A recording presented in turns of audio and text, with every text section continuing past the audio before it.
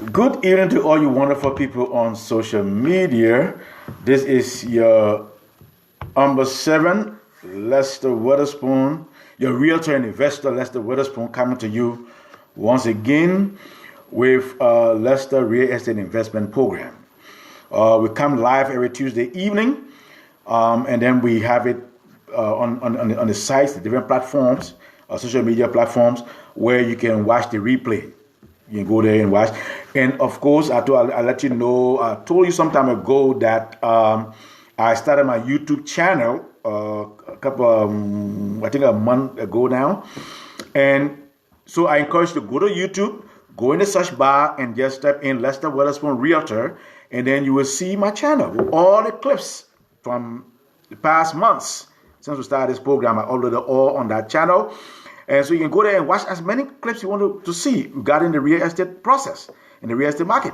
So I encourage you to visit my website and please subscribe to my website. I appreciate it very highly. So please visit my YouTube channel. Visit my YouTube channel, and I encourage you to please subscribe to my channel. Go to Lester Witherspoon Realtor, and you can visit my channel and watch as many clips you want to watch. And then, of course, I will appreciate you could like as many. You can click the notification button so you can get the latest update or anything that I post on social media or even on YouTube, my YouTube channel. So glad to have you. Thanks for taking time out of your busy schedule and being a part of our program. Now, today, it's a continuation of the short sale, because last week we talked about short sale. The process of short sale. Today, we're looking at the pros and the cons of short sale, because short sale is a big topic. It's a big topic here. So today, we'll look at the pros and the cons of a short sale. But first, let me just go, well, what is a short sale? Now, a short sale is the sale of a home. Okay, let me make it practical. When you're in the process of buying a property, you try to get a loan to buy that property. So let's suppose you got a loan for $350,000. So you start paying on that loan every month, paying your mortgage every month. But after maybe a couple of months or a year or more than a year, you start going through some financial hardship. You lost your job. You start losing everything. You lose everything you have. And then you get to the place where you cannot afford to pay the mortgage. So then you start falling back in your payment. So when you start falling back in your payments, then you start getting some notice and calls from the lender, the bank or what place you got the money from to buy the property. You see? So what people do, two things. You can either negotiate with the bank to sell the house lower than what you owe on that property. And that's what is called short sale. Negotiating with the bank, when you fall in, but again, you have to prove to the bank that you're going through financial hardship, you cannot afford to make the payments, you got to do all that, you got to prove it to the bank. And they have to agree on that also. They have to agree. And then from there, then we move forward. So the bank has the final say in the short sale process. The seller doesn't have any say. The bank has to approve everything before we move forward. So when the seller falls back and negotiates with the bank to sell that house for lower than what he owes on that property, that is a short sale.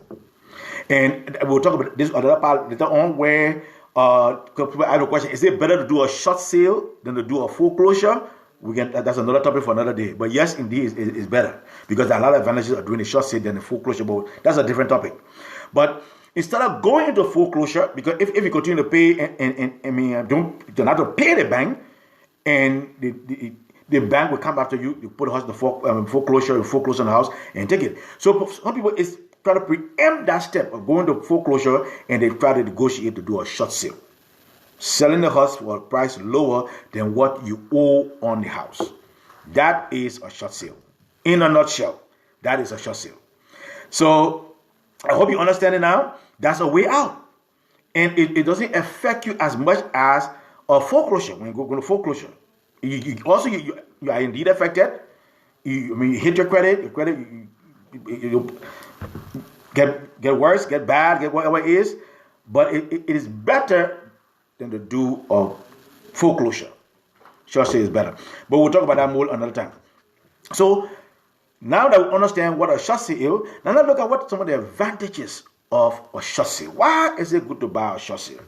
You see, one of the first thing is, the advantage of, so you will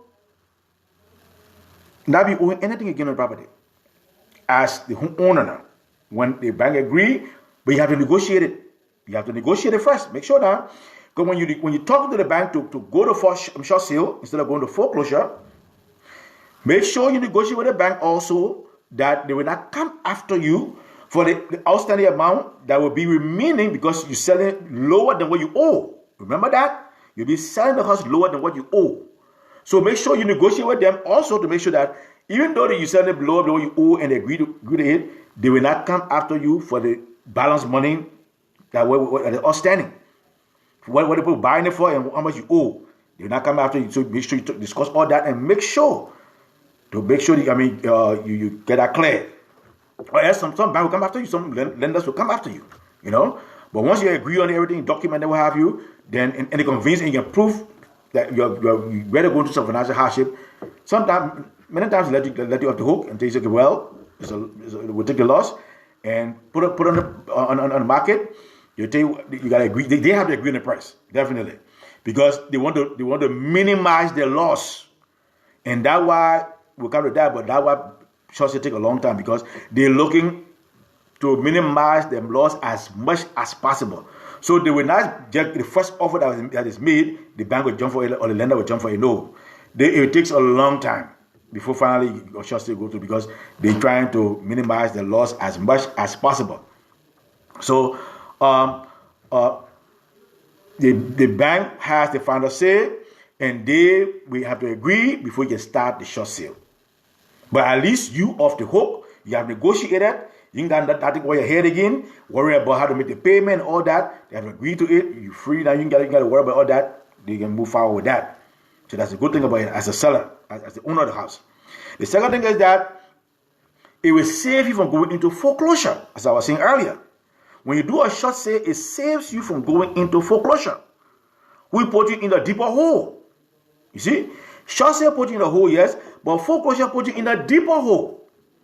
Yeah, and it's more difficult to come out of the deeper hole, which is foreclosure, than to get a short sale. Because you see, if you get a short sale and you, let's suppose you get a car, and you pay your car note on time, or you say ahead of time and pay a little bit more, eventually you could get that short sale. I mean that debt, that hole you're in, So it bring a credit or faster than using it through a foreclosure process. So that's another thing.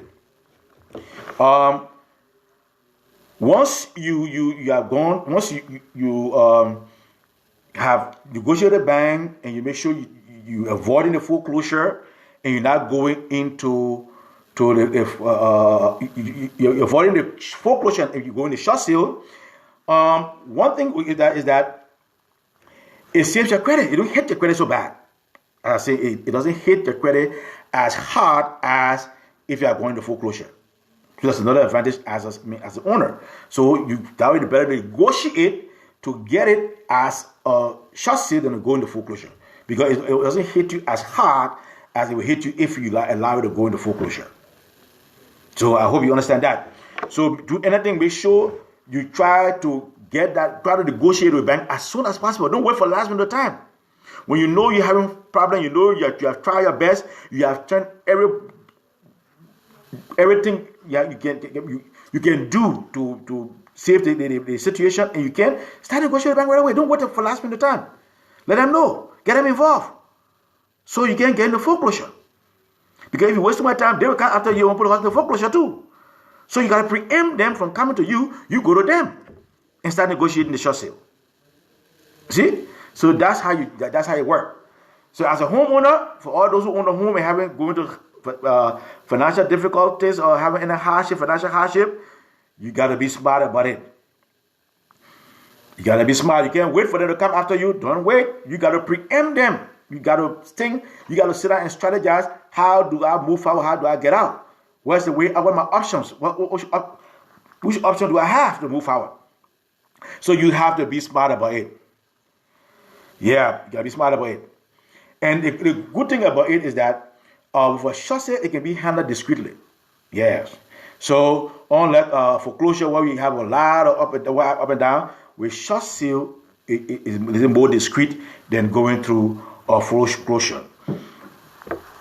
Yep. And the next thing is that when you going through a short sale, at least they're not going through. If you do a foreclosure, you go into public auction and other public sale and all that stuff. But with a short sale, it's just like a regular sale. It's just like a regular sale where you put a house on the market, a buyer come to buy and all that, and go to the red. The only difference is that the seller is not making that decision. It is the lender or the bank where you get the money from that have been making that decision. So going to a short sale, I mean, those are some of the advantages for a homeowner, a way out for a homeowner is to go to a short sale and be mindful of these things and what to expect and what some of the things you got to go through when you're dealing with a short sale. That's it. Yes, so be mindful. Yep, so be mindful of that. All right, so right now, let's just look at some of the disadvantages of a short sale. Now, the disadvantage of a short sale is that the process can be very frustrating because it can be long, as I said earlier in the beginning. And what makes it very long is because the lender is trying to minimize his loss. So they will take their own sweet time. They will take their own time. They will not rush into making a decision regarding the offer that they receive. Because normally when a regular sale, when you submit an offer, you get an answer in the next 3 to 5 days, you should get an answer back as to whether your offer is accepted or whether your offer is rejected. So some people are so fast, they give you even before 3 days.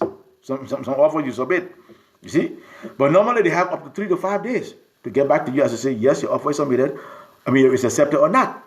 But with a short sale, don't expect that. You got to wait for a far longer time. I'll tell you a little story. I have done a couple of short sales actually, and currently I'm doing one right now. And we started this process since November of last year. November 2021, we started this process. And up till now, we have not closed yet. We have not closed yet. Every time we set a date, again, the owner does not have to make the final decision. It's the bank. So when they did approaching, I called the listing agent. Where are we? Are we good to go? She said, no answer from the bank yet. So we got to do a closing extension addendum to extend the closing date. So we just keep extending until the bank finally make a decision to whether they will accept that offer price. The other things accepting already, but we want to make sure that because when they accept the short sale from the owner of the home, the owner have certain things they need to do in order to make sure that short sale go through. So they want the owner to make sure he provide all the necessary proof too, and then also they're trying to make sure that the house is being sold at a price that they're not losing too much too. You see, so they take their own time to really do all kind of calculation. It take a very long time. So right now, since November to now, we're going to May, and for the latest discussion, we'll not be close to maybe next month. Yes, we'll not be close to the next month. So we're still negotiating, still talking, and see how best we can close. But I just want to give you an example how long it takes. So don't expect to get into a short sale deal and get it closed in one more time. I'm sorry to disappoint you, but it will not work. I have not seen any short sale closing in a month's time yet. I've not seen that. I have not seen that yet. It's tonight 3, 4, 5 months, 6 months, 7 months, sometimes we close. So just be prepared that one of the huge disadvantages of getting into the short sale because it takes a long time for you to close. Yeah. So just because it's a short sale, don't think because it's short sale, I mean you're going to close in a short period of time. No. Yeah, short sale because you're selling it lower than what the owner, the homeowner owes that bank, and that will make it a short sale. Yeah, but the good thing is that it's not going to public auction. It's not going out there to go to public auction and all that, which is good for the seller. You do a regular sale, but only thing at a lower price than what he owes on that property. Yeah. So buyers. God, I've been talking about sellers. Buyers, be mindful. Be mindful of selling certain things when you're getting into a short sale. And one of the things I already mentioned that it will take a long time for you to close. You don't close overnight. Nope. You don't close. Another thing to be mindful of as a buyer is that all short sales, as far as I'm concerned, they are sold as is, where is. So if you buy in a short sale, just as you see it, like just how you get it, just how you get, they're not making any repairs on that property. So you gotta be aware of that. They're not making any repairs. While it is still good to do a home inspection for your own information, just to be aware the condition of the house and know exactly, everything for your own information. You're not doing it in the process now. No, you do it later on. To make sure we're getting into. But it's good to do a home inspection for your own, just to make sure we're getting into. You see? But you will buy the house as is, that bank not doing anything or that lender not doing any repair on the house. So you gotta be mindful of that. You gotta be willing to accept it or to move forward. Yeah. And sometimes you get some good short sales to do, some good houses. Yeah. Sometimes they get very, very terrible, but sometimes again, you find some very good short sale. Yeah. You get some good deals. Very good deals. Yeah. From a short sale. Yeah. Especially based on the market conditions, which is another point. You gotta be mindful. Based on the market condition, if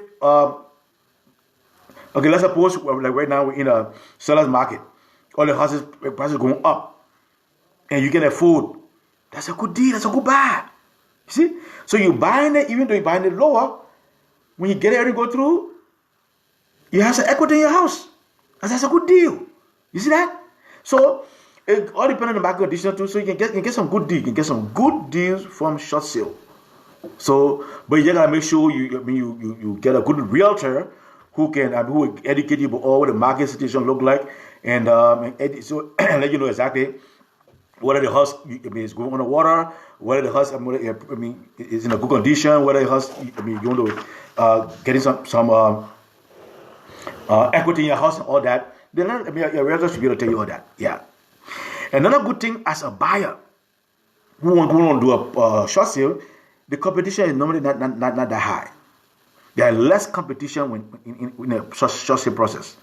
Even though the lender looking for the highest and best he can get, but normally the competition is not as stiff as the regular market competition in a short sale. Yeah. So it's a good it's a good thing for the buyer too, because you're going through a huge competition. You're not going through a huge competition as a buyer who want to participate in a short sale. Yeah. But again, another thing you need to be mindful as a buyer is don't overlook the needed repairs. You got to make sure. That way you're going to do your homework. Don't overlook it, because you got to double check to make sure that all the things in the house not damaged. Because some people can be, you'd be surprised what some people can do to some properties. You'd be very surprised. Some people can intentionally bore holes in the wall. People can intentionally damage the water system. They can do some terrible things sometimes, which is unlawful. Yep, you catch them and you prove it, you can hold it against them. But again, you gotta have a proof of all that. But so that way, it always is good to still do your home inspection to know exactly what you're getting into. It's a must. I'm telling you, do a home inspection when you're doing a short sale. Not because you're getting at below market value. You're so excited now. Yes, you're getting the equity in your house. You're buying it with equity. Yes, but make sure you do so you know exactly what you're getting into, what the situation is, and at least what you got to contend with after you have purchased it. So these are some of the simple little things I started to just share with you today. So remember very well that as a buyer, you're buying it below market value. So that's a good thing for you, but make sure you do your home inspection. Another thing for a buyer, good thing for you is that you don't have much competition. Yeah, another thing a buyer again, make sure to do your home inspection. Make sure. And you'll be mindful that the house is being sold as is. You can't negotiate for repairs. It will not work, they will not accept it. Forget that. Zip, it's not going to happen. Forget it. Yeah. And for sellers, the good thing is that burden or that trouble will be off of your head. You don't got to worry about the house again. Once the bank agree, that trouble off of your head. You can go, no, but you got to negotiate to make sure they come after you for the difference in the amount that is outstanding, or what the amount they buy the house for and what you owe. So you got to make sure you negotiate that during the process too, to make sure that they don't come after you for that. You see, but at least you'll be free, and 9 or 10 times you should be free for all burden from that house, and they're not coming after you for anything. So these are some of the things we just had to share with you today about some of the advantages for buyer and for seller, and some of the disadvantages that you encounter during the short sale process. So I hope this benefited you in some way, somehow. Hope that you learned something today, or how to go about a short sale, what to expect in a short sale, what not to expect, how to move forward through a short sale. And don't come with so much hard hope to close in 30 days. That will never happen, So just prepare. You better prepare. So when you get in that position, you can know exactly what to expect, what not to expect, and how to move forward, how to deal with the situation. This is an educational program. And of course, I'm your realtor and investor, Lester Weatherspoon, coming to you again.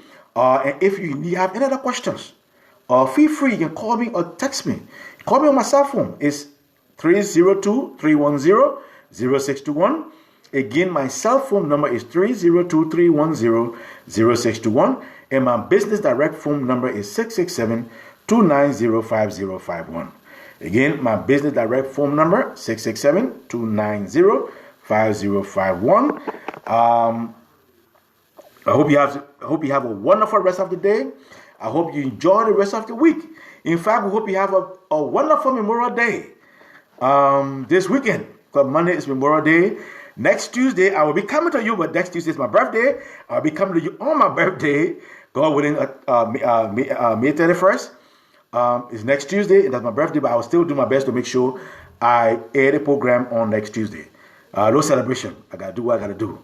All right, so have a wonderful time. And of course, if you know anybody who going through a process who need assistance, please refer them to me. Just put a comment in the box. I will definitely get all of them. Or just call me and then I'll reach out to them. Or tell them and let them call me. I'll be glad to work with them. So this is your realtor and investor saying bye for now.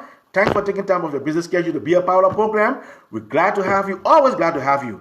And we look forward to you continue to be a part of the program. Have a wonderful time. Bye for now.